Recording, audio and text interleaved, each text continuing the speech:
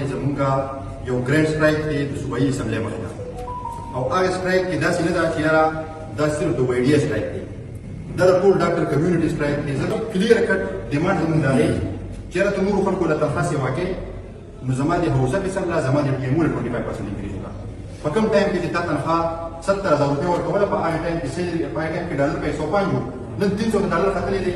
زمونږ ټیموس چې دی هغې ته انګلیش ورته حواله دی داسې ډېر زیات ټیموس دی چې هغه د اونډي برېډ هم نه دی خپل ټیم لپاره زمونږ دا ډیمانډ دی چې یاره موږ لا که موږ صرف دغه سره مقابله وکړو د پنجاب سره نو د پنجاب د لیول برابر چې موږ ځان برابرون په دې ټایم کې 24,000 ډاکټرانو کمې دي موږ له جابز راکار له 2016 نه په دې باندې د پبلک سرویس کمیشن جابز نشته دي څومره چې زمونږ ډاکټران فارغېږي اف سی پی اس پارټ 2 هلکان دي او لکه په خودکشو باندې مجبور دي ولې چې جاب ورته نه میلاوېږي دغه 70-75,000 روپۍ به ښځه په ټریننګ کې میلاوېدلي خو کور بیا پکې نه ورکولې خو اټلي ځان خو بیا پکې سمبالولی شو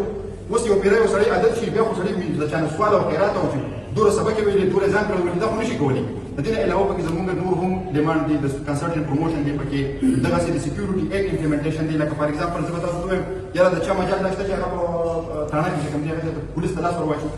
دلته کې مونږ ډاکټر دا په ذهن کېږي که زه په ای آر کې ناست یم یو 500 کروړ هغه ځان تیار کړي چې خیر دی که دا یې ماته راکړه په شپږمه باندې به زه اواز وکړم یاره ولې مونږ کریم افغاني شو یو مونږ دې خبرو راغلي یو چې مونږ باندې به دې خلک ګزارونه کړي نو موږ د سیکیورټي ایکټ په 2020 کې پاس شوی دی موږ صرف پوهیو چې د هغې امپلیمنټیشن دی وشي داسې زموږ 22 پوینټ ایجنډا ده ستاسو سره به شیر شوي وي په سپتمبر باندې زموږ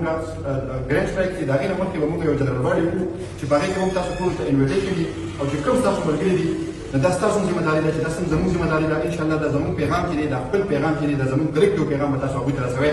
او انشاءالله موجود به زموږ ډېره زیاته مننه